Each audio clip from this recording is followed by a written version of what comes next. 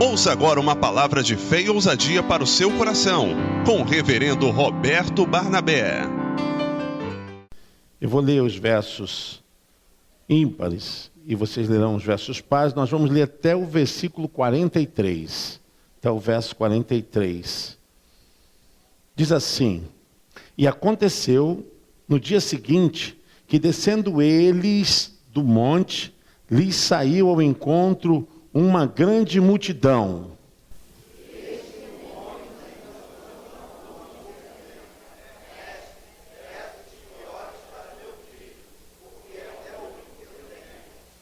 Eis que um espírito toma, e de repente clama, e o despedaça até espumar, e só o larga depois de o ter quebrantado.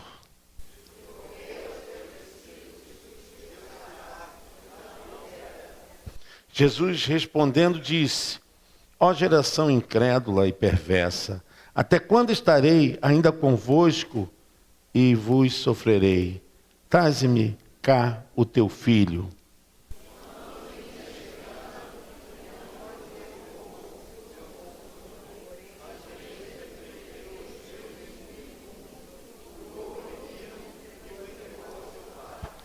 E todos pasmavam da majestade de Deus e maravilhando-se todos de todas as coisas que Jesus fazia, disse aos seus discípulos: Amém.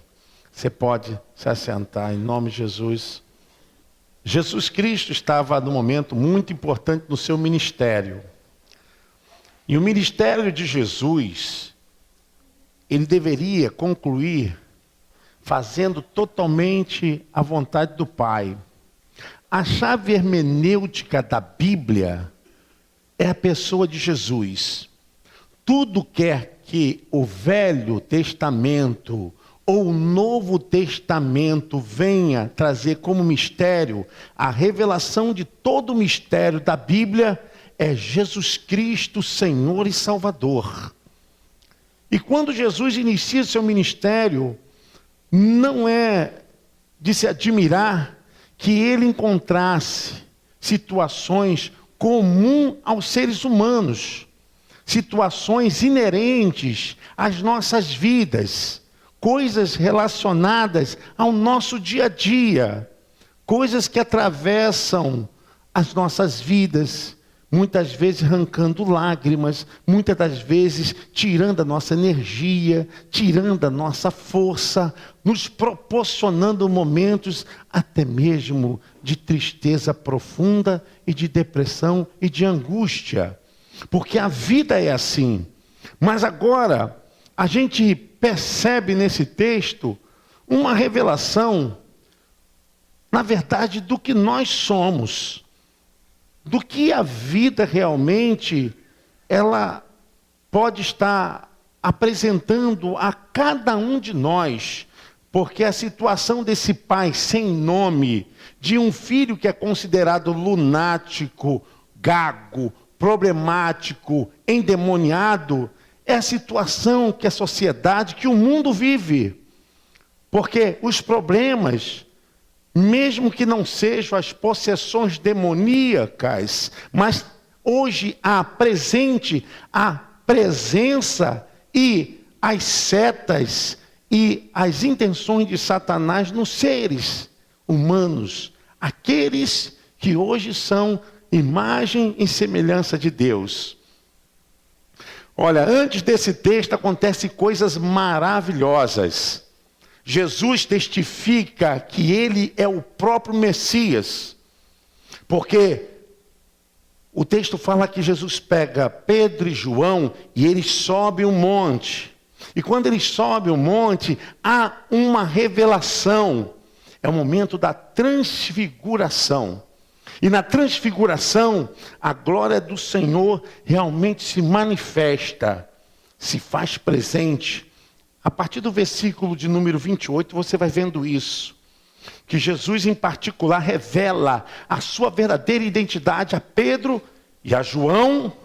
E a glória do Senhor se manifestou. E naquele momento, aquele monte começou a ter aspecto de glória.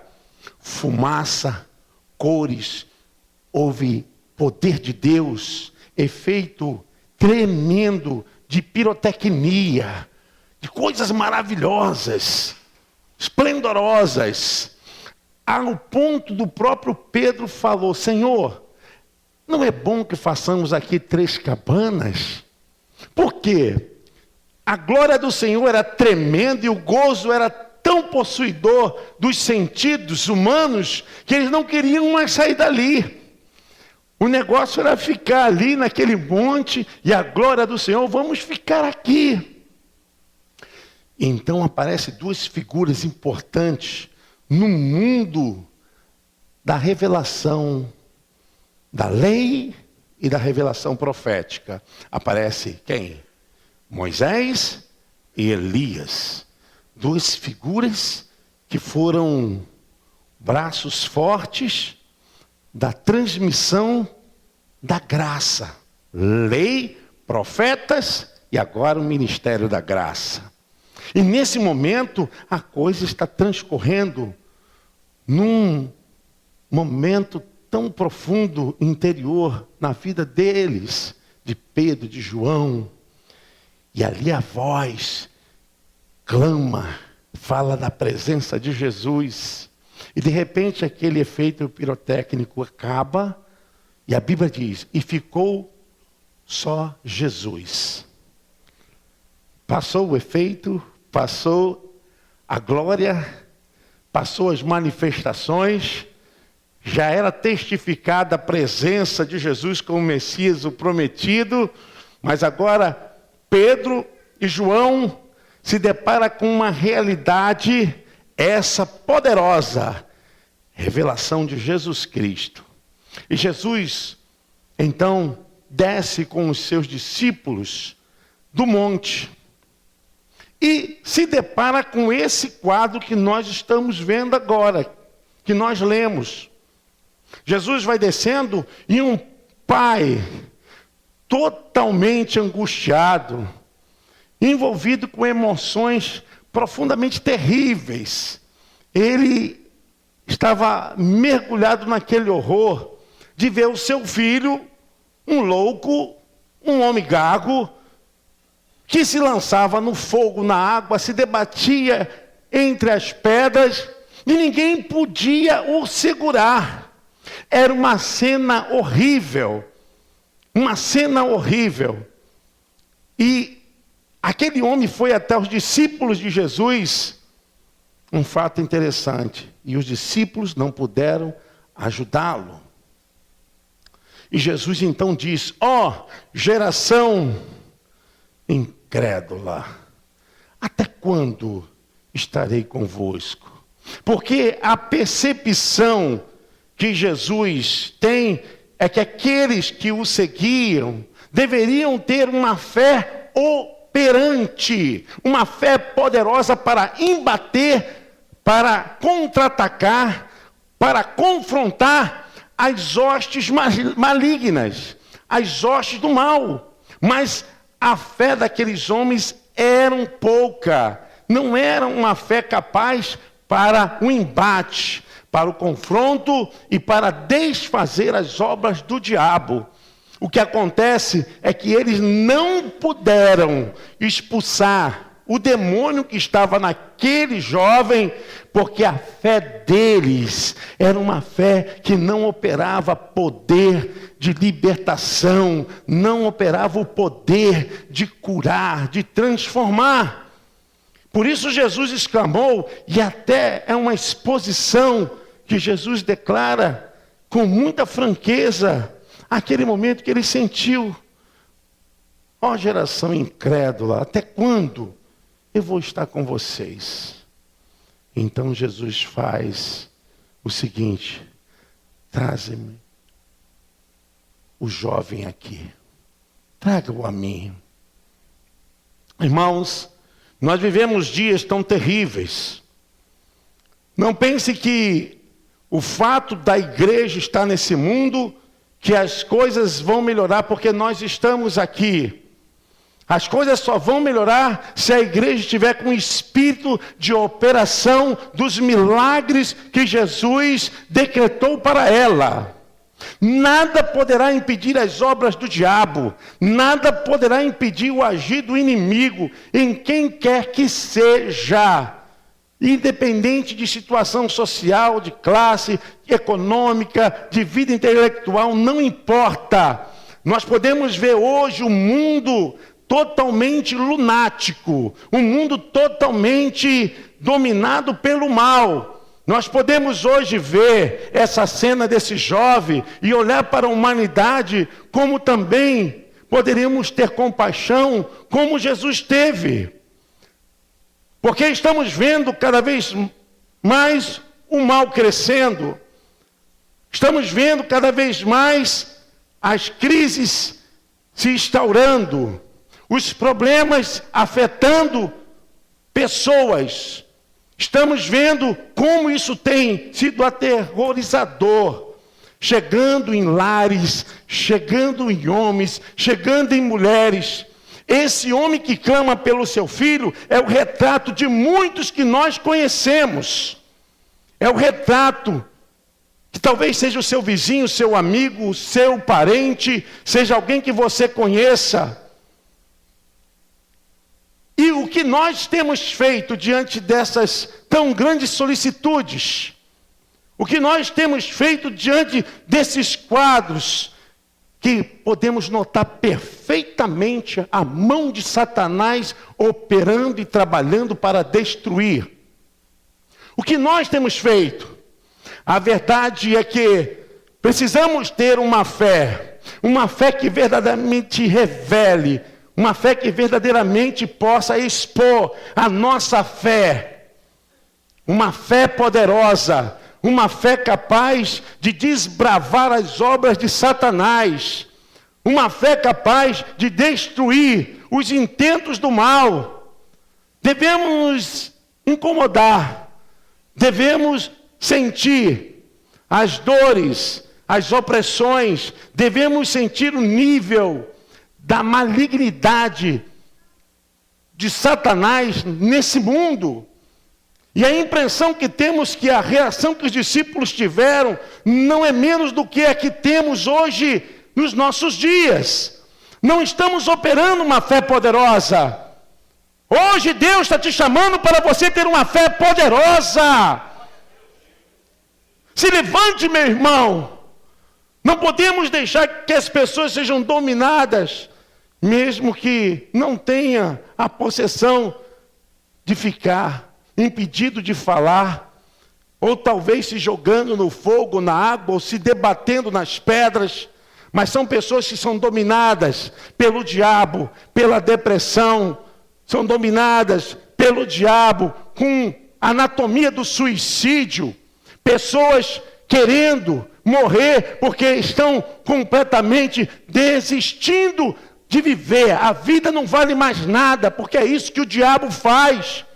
Não são poucas pessoas que têm batido as nossas costas para dizer: por favor, me ajude, socorre-me. Nós estamos vendo o mundo se afogando no pecado, na maldição, e a aproximação dos dias da volta de Jesus.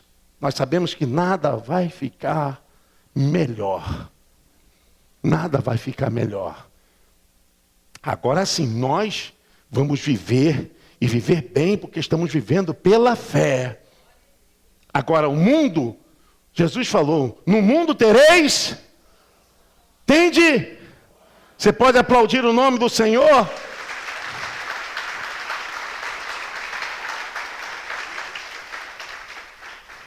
Como que a gente vai ficar satisfeito quando pessoas são desviadas da casa do Senhor, estão hoje jogadas, estão presas a uma embriaguez, são jogadas para um lado e para o outro, como aquele jovem era jogado no fogo, na água, nas pedras, e ninguém podia contê-lo. Nós estamos vendo pessoas assim entrando e saindo da casa do Senhor, ninguém toma posição, pelo contrário, pessoas estão se afundando. se afundando. Cada dia mais. Nós estamos enfrentando um momento importante na história da igreja. Importante na história da igreja. Essa é a hora que nós temos que apresentar-nos diante de Deus, qualificados, prontos para contra-atacar. Não tem molezinha, não tem como a gente ficar completamente apático diante desse quadro. A gente achar que tudo está bem. Não está bem. O mundo não está bem. Aquele jovem estava convulsionando. Aquele jovem estava espumando, virando os olhos, perdendo saúde, perdendo vida social, perdendo família, perdendo tudo. E os discípulos não puderam fazer nada porque a fé era pouca. Esse jovem é o mundo diante de nós. Seria tão bom que nós ficássemos no monte da transfiguração. Oh glória, oh majestade, oh efeito maravilhoso, fumaça, glória de Deus. Vamos fazer cabana e vamos ficar aqui. A realidade não é essa. A realidade é que estamos enfrentando um mundo em convulsão. Um mundo cheio de drogas, cheio de traição, cheio de decepção, um mundo de gente ferida, um mundo de gente traída, um mundo de gente necessitada, um mundo precisando de apoio, de cura e de libertação. O que você tem feito? O que eu tenho feito? O que nós, igreja, temos feito? Pedro e João, vamos ficar aqui, que aqui está bom. Vamos ficar teologizando. Vamos ficar aqui querendo saber qual é a linha do raciocínio. É melhor essa ou essa? Não temos mais tempo para essas coisas, irmãos. Deus não está levantando homens e mulheres para ficar de braços cruzados.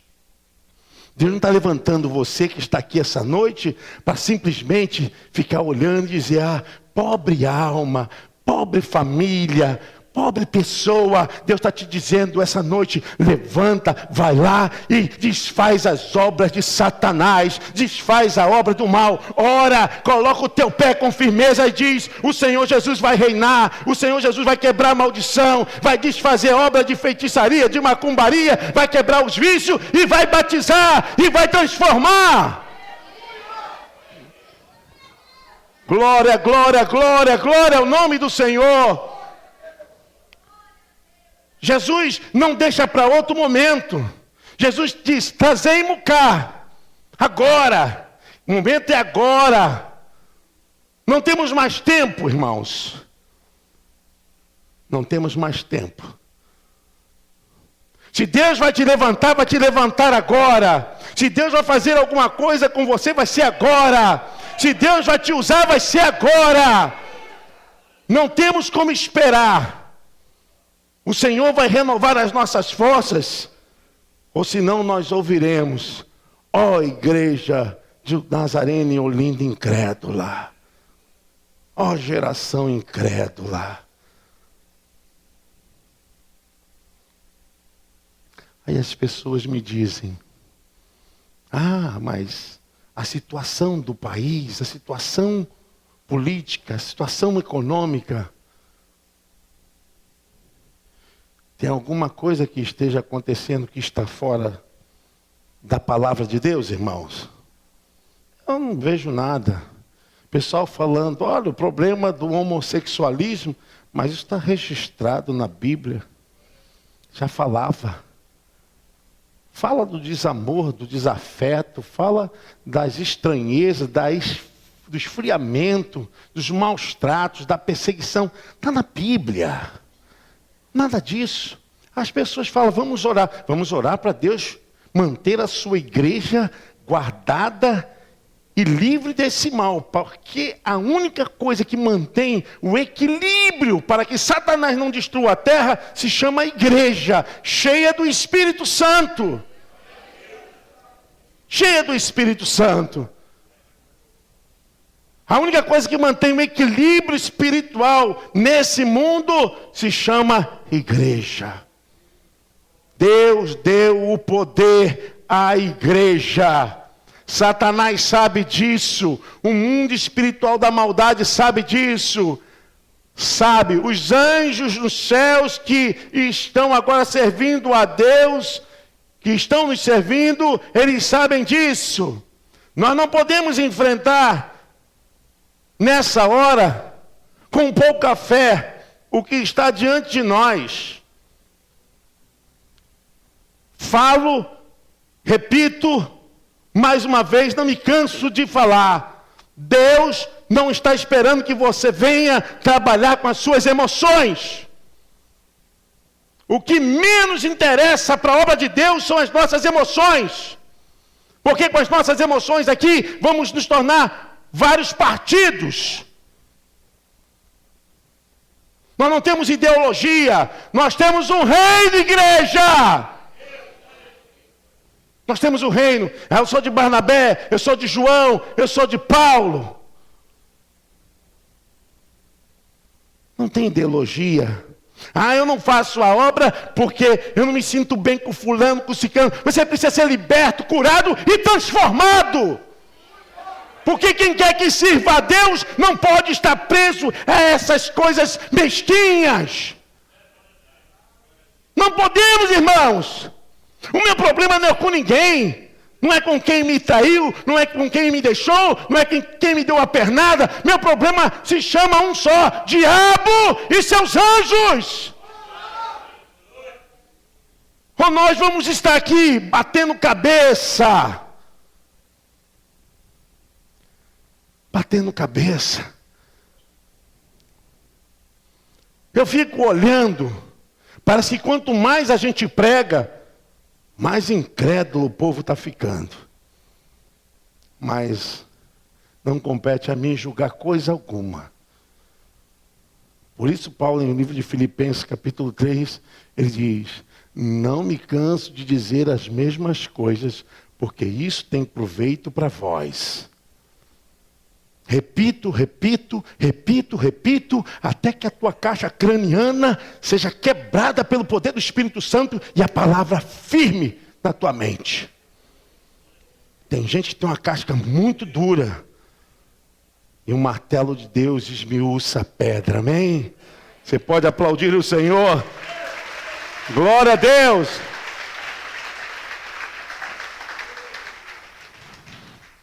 Qual é o teu ministério? Qual é o teu chamado? Aonde você tem que atuar? Aonde você tem que operar? Faça tudo com fé, faça tudo com amor. Saiba que você está contra-atacando contra as forças espirituais da maldade. A palavra do Senhor mesmo nos diz: no demais, irmãos meus, fortalecei-vos no Senhor e na força do seu poder, porque não temos que lutar contra a carne. Efésios 6, 10 e 11. Mas contra as forças espirituais da maldade nos lugares celestiais. Não podemos mais recuar. Não temos mais tempo para poder fazer a obra de Deus. O tempo já está remisso. Está muito apertado. Todos aqui trabalham, todos aqui são importantes, todos aqui têm obrigações, todos aqui têm ocupação, mas quero dizer, todos aqui são obrigados a pregar a palavra de Deus, em tempo e fora de tempo. A questão de eu estar aqui é uma questão de ordem, de organização que Deus deu. Mas isso não é só dever meu, nem dos diáconos, nem dos obreiros. Isso é uma questão administrativa eclesiástica. A função da igreja é pregar o evangelho. Pregar nas ruas, nos lares. Pregar aonde quer que for, aonde teu pé pisar, o Senhor vai estar te abençoando. Use os dons espirituais que Deus te deu. A tua vida pertence ao Senhor. Nós não nos pertencemos. Muitos querem ministério. A palavra ministério veio aparecer no Novo Testamento. Ministros. E poucas pessoas sabem o que quer dizer ministro.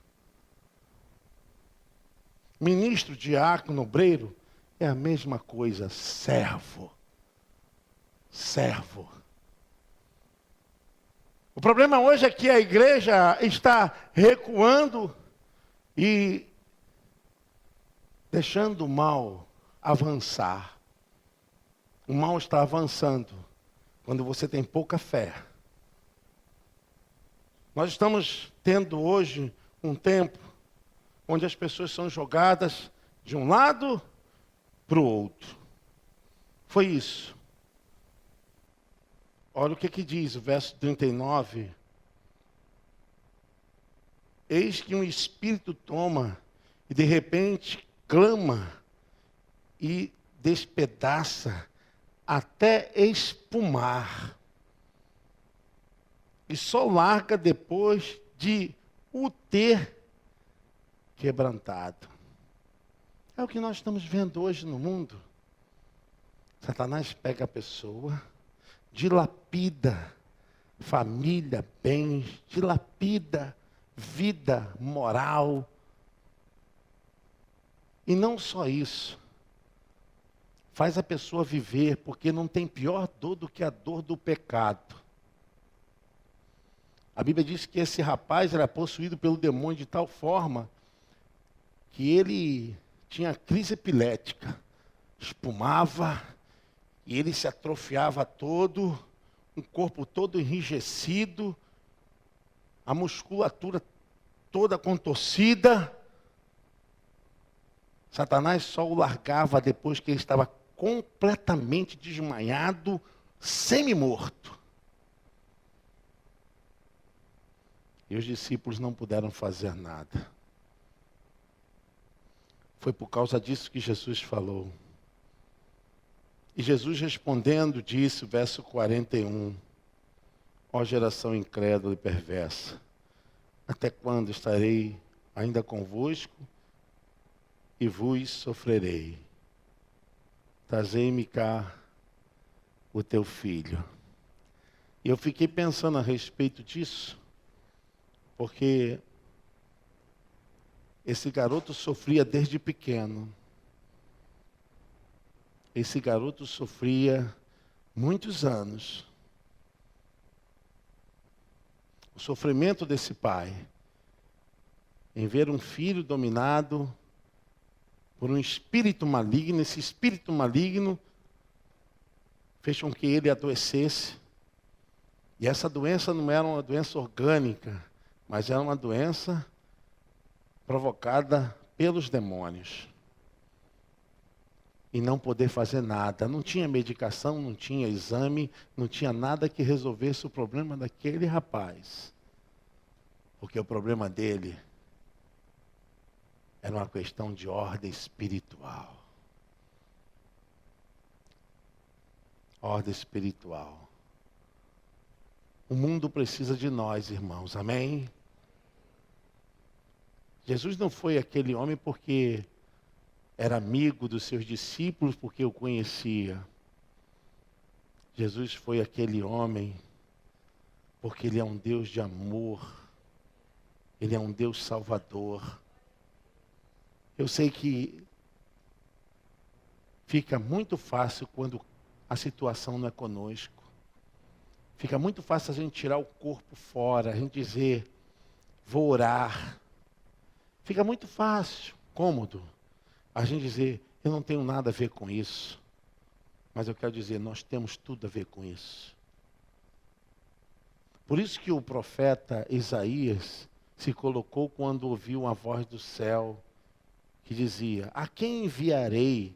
Quem há de ir por nós? Isaías gritou, eis-me aqui, envia pastora, envia fulano.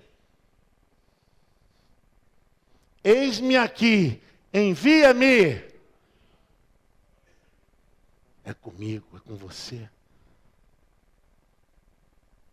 O nosso compromisso diante de Deus é um compromisso de vida, de alma, pessoas que estão sendo totalmente dominadas por Satanás. Nós estamos enfrentando um momento tão terrível sobre o nosso planeta. Nós vamos atravessar isso e vamos ficar de espectadores, vamos ficar só olhando. É hora do povo de Deus, da igreja, se levantar, se colocar.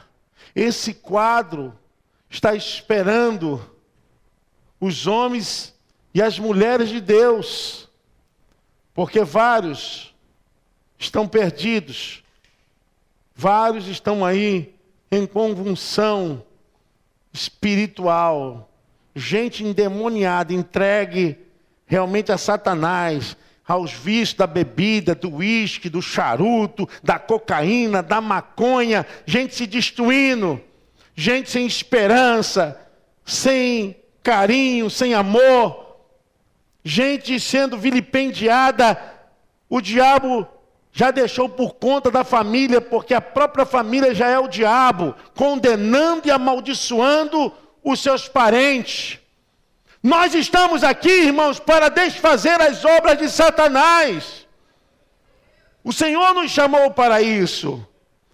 A nossa missão é fazer aquilo que Jesus nos designou. Ele falou mesmo: no meu nome vocês expulsarão demônios. Vocês falarão novas línguas. Vocês colocarão as mãos sobre os enfermos e os curarão. Amém? E se alguma coisa atingir vocês, chegar até a vida de vocês, nenhum mal acontecerá. Glória a Deus! Louvado seja o nome do Eterno! Aleluia! É hora da igreja se levantar, estarmos unidos na fé, corroborados no Espírito de Deus, na força do Senhor. É na força do Senhor. Porque, irmãos, o mundo precisa de nós. O mundo precisa de nós. Seria cômodo a gente ficar aqui, no Monte da Transfiguração, cada louvor maravilhoso, cada oração maravilhosa. Olha como é abençoada essa mesa. É a mesa do Senhor. Mas depois os efeitos acabam. E nós vamos ter que enfrentar Satanás cara a cara. Cara a cara. Depois que os efeitos do Monte da Transfiguração acabou, Jesus, Pedro, João e os seus discípulos tiveram que enfrentar o diabo cara a cara. E aquele garoto, quando foi trazido à presença de Jesus, estava convulsionando. Estava mal, com os dentes trincados, com os músculos retesados, com os olhos virados. Mas Jesus disse: sai, Satanás. Sai desse corpo, sai dessa vida, sai dessa família. Sai. Essa é a grande herança que a igreja recebeu. Seria muito bom se nós não tivéssemos problemas. Seria muito bom se nós não tivéssemos conflitos. Mas ao contrário, a Bíblia diz que nós estamos em guerra.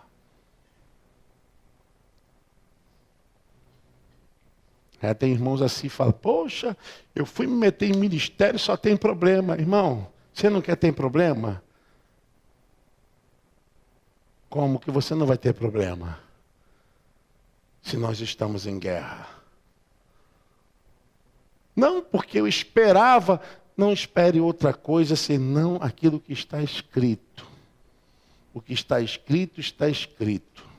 A Bíblia diz que Jesus venceu o diabo pela palavra. Está escrito, Satanás, está escrito, está escrito. E a Bíblia diz que Satanás fugiu.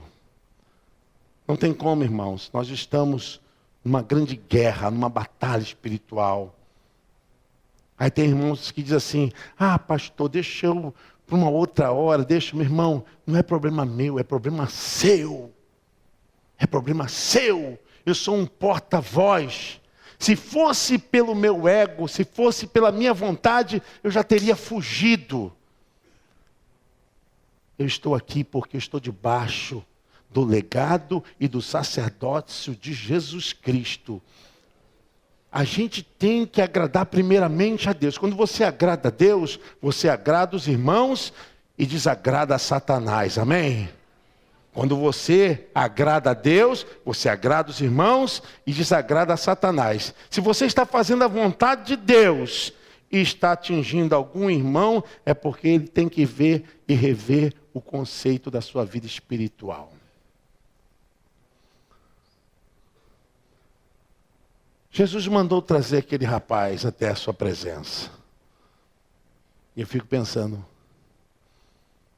como é que deve ter sido, pastora Regina, para trazer aquele homem em convulsão até a presença de Jesus? O camarada devia estar vomitado, mal cheiroso. O cara parecia mais um demônio já encarnado. Não era nem possuído, já era o próprio demônio aquele garoto. E Jesus falou, olha, trazei-mo cá. Quem é que tem pago o preço de trazer as pessoas no estado mais difícil, mais complicado, até a presença de Jesus? É fácil a gente ir nos bonitinhos, aqueles que estão direitinhos, é fácil. Vai buscar aqueles que estão arrebentados, vomitados, possuídos por Satanás. Irmãos, você diz que é crente, diz que é servo de Deus, mas quem é que você traz nas costas para a igreja? Quem é que vem no seu carro e você pode dizer, Senhor, estou trazendo aqui aquele que estava lunático? É fácil, irmãos. A gente visitar um irmão que é crente, a gente buscar aquele que já está limpinho. Vai buscar os sujinhos, os arrebentados, os endemoniados. Jesus falou, trazei-mo cá, a obra seria feita como é feita. Mas a nossa parte, nós temos que fazer, irmãos. A nossa parte, a igreja não pode perder isso. Nós temos que ter amor, nós temos que ter compaixão. A nossa alma tem que chorar, chorar, chorar por aqueles que estão perdidos. Isso tem que nos incomodar. Isso tem que mexer com as nossas entranhas. Nós não temos feito nada. Nós não temos feito nada. Nós não temos feito nada. Nós somos egoístas. Nós somos presunçosos. Dizer, Senhor, porque eu sou teu servo. Tem feito nada, meu irmão. Quando as pessoas estão necessitadas. Jesus falou, trazei-me cá. Quando trouxeram, o garoto estava se rolando. De um lado para o outro. Aquele garoto estava totalmente perdido. Diz o texto. Que quando ele se aproximou de Jesus, o verso 42, e quando vinha chegando, o demônio o derribou e convulsionou. É fácil trazer as pessoas até Jesus? Não é fácil não, pastora Regina. Não é fácil levar vidas até a presença de Jesus, porque o diabo vai se manifestar. O diabo vai interferir. O diabo vai tentar impedir. Trouxeram o garoto, começou a ter efeitos terríveis. O vício vai dizer, você não vai se salvar. Pessoas vão dizer, olha, não adianta você ir para a igreja. Não adianta você ir com o pastor Humberto, com o pastor Júlio. Não adianta você ir com os irmãos. Você nunca vai ser um deles.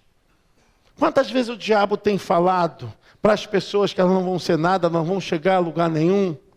Quantas vezes nós temos ouvido pessoas dizendo, olha, minha vontade é morrer, porque eu não tenho mais jeito, não tenho mais solução.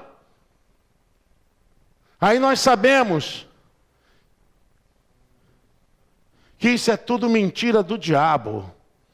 O diabo não presta, safado sem vergonha, o destino dele já está traçado. A palavra de Deus diz que ele é homicida e mentiroso desde o princípio. Quando ele fala que você não vai alcançar, que você não vai chegar a esse ministério, que você não vai fazer nada, que você é uma pedra de tropeço, que você não tem sido realmente uma bênção na mão de Deus, e você aceita, você está aceitando a mentira do diabo. Esse rapaz era uma mentira do diabo. Quem diria que esse homem seria liberto? Levante a sua mão. Levante a sua mão, meu irmão. Levante a sua mão. Levante a sua mão. Deus quer te usar. Deus quer te usar. Glória a Deus. Você pode aplaudir o nome do Senhor. Deus quer te usar.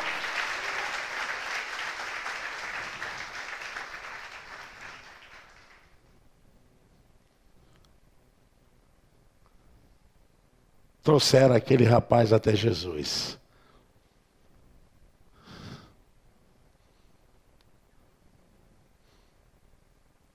Trouxeram aquele rapaz até Jesus. Graças a Deus. Os demônios não queriam, mas trouxeram. Porém, Jesus repreendeu o espírito imundo e curou o menino e o entregou a seu pai. Irmãos, nada pode fugir das poderosas mãos de Deus. Nada, nada, nada. Absolutamente nada. Até as coisas mais terríveis que somos acometidos, Deus transforma em bênçãos. Deus transforma em bênção. Aquele menino foi transformado. A Bíblia diz que ele foi liberto e curado.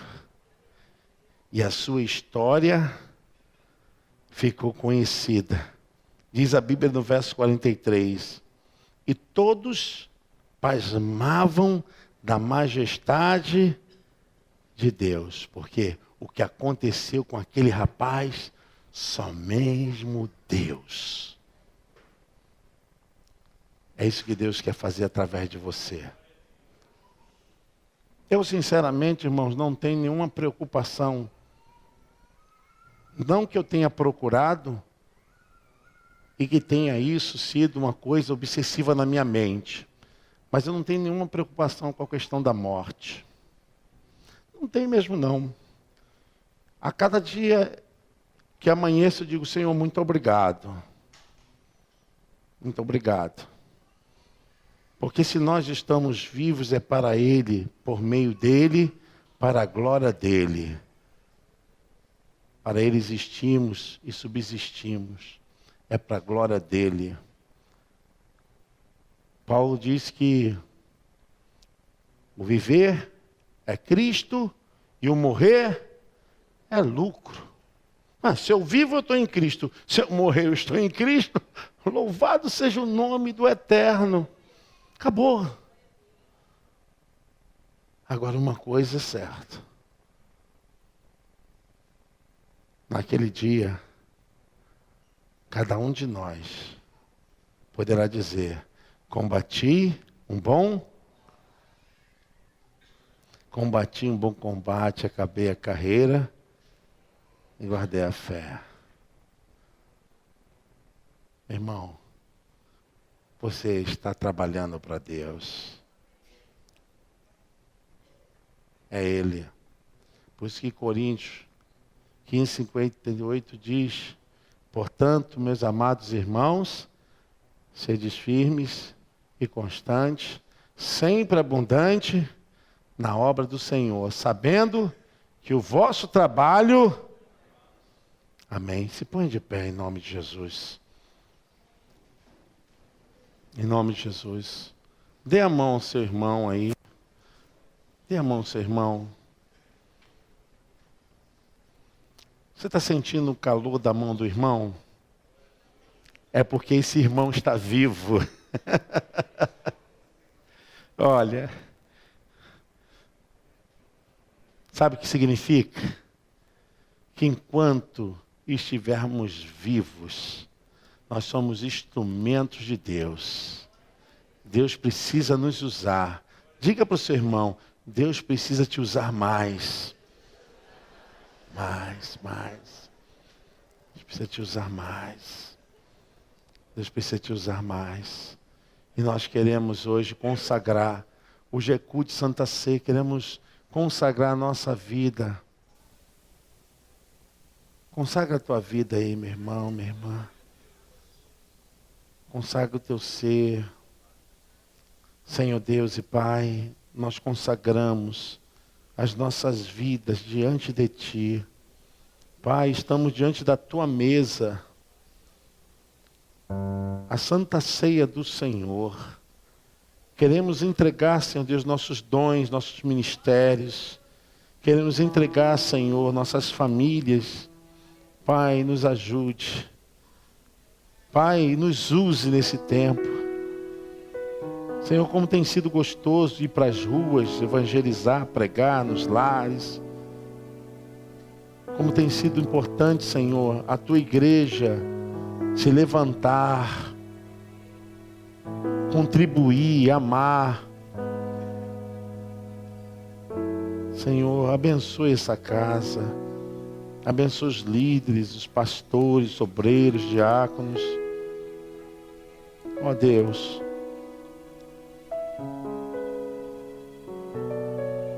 a Tua missão é essa: ide por todo mundo, pregai o Evangelho a toda criatura. Quem crer e for batizado será salvo. Senhor, não deixe essa igreja perder a chama do chamado de pregar a palavra. Senhor, não deixa nos acomodarmos. Possamos passar agora de mãos dadas, um para o outro, Senhor. Essa força, essa energia, esse poder. Ó Espírito Santo, muito obrigado por essa igreja. Muito obrigado pela vida dos meus irmãos. Muito obrigado pelo ministério dessa casa. Muito obrigado, Senhor Deus, pela vida de todos aqueles que têm se ofertado no Teu altar, Senhor. Ó Deus, crucifica o nosso eu, Senhor. Crucifica o nosso eu, Senhor. Porque aqui não tem doutores, nem senhores, não tem título. Aqui não tem ninguém mais importante e menos importante. Aqui, Senhor, nós somos adoradores. Pai, use a Tua igreja. Nós consagramos elementos da Santa Ceia, o pão e o vinho. Nós consagramos, Senhor. E quando estivermos ceando, possamos lembrar do que o Senhor fez por nós. A obra da expiação. Senhor, muito obrigado. Abençoa, Senhor. Pai, perdoa o meu pecado, Senhor. Porque eu não sou melhor que ninguém. Que possamos lavar os pés uns dos outros, como ensinou Jesus. Ah, se pudéssemos ter o tempo aqui para lavar os pés, para dizer ao irmão, irmão, eu sou teu servo. Eu estou aqui como ministro de Cristo para te servir. Senhor, nos ajude. Abençoe essa igreja, ensine essa igreja a Tua palavra. Tira, Senhor Deus, toda a incredulidade, como o próprio Senhor Jesus Cristo falou. Porque se eles não podiam expulsar os demônios, como poderiam operar os milagres e maravilhas através do Espírito Santo? Senhor, a nossa fé, ela tem que ser uma fé operante, poderosa. Senhor, nos usa. Quebra os grilhões. Quebra, Senhor. Porque às vezes é muito fácil a pessoa ficar falando de quem está na frente, quem está na obra. Mas não depende, a obra não depende de quem está na frente, depende de quem se dispõe. Se você, meu irmão, é chamado por Deus, não é cargo, não é título, nada disso te faz maior. O que te faz maior no reino de Deus é quando você desce, quando você diminui. Que Deus possa preparar o teu lombo, fortalecer os seus pés, as suas pernas. Que Deus possa tirar o seu cansaço e você ter disposição, saúde para visitar, para cuidar, para ministrar, para apacentar, para dizer: Senhor, eis-me aqui, Senhor, envia-me a mim. Nós pedimos, Senhor, que essa noite seja uma noite de contrição, uma noite de cura, uma noite de libertação, em nome de Jesus. Amém.